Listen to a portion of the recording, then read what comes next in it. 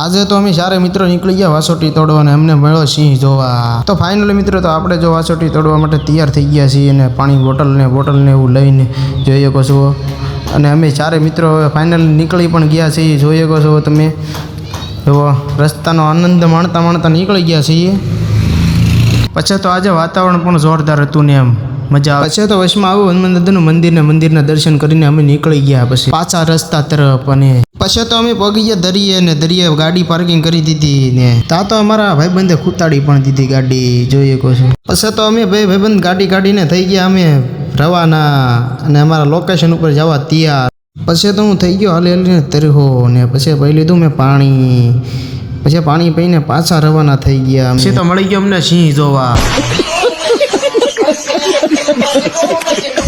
સિંહ જોઈને નીકળી ગયા અમારા લોકેશન તરફ. તો ફાઇનલી આપણે આવી ગયા છીએ આપણા લોકેશને. જો આપણું કંઈક લોકેશન આવું છે દરિયાના કિનારે. પછી તો અમે નીકળી ગયા સિંહની ગુફામાંથી. એ સિંહની ગુફામાંથી નીકળ્યા છે બીજી સિંહની ગુફામાં ગયા અને બીજી સિંહની ગુફામાં જ આપણું લોકેશન હતું આયા.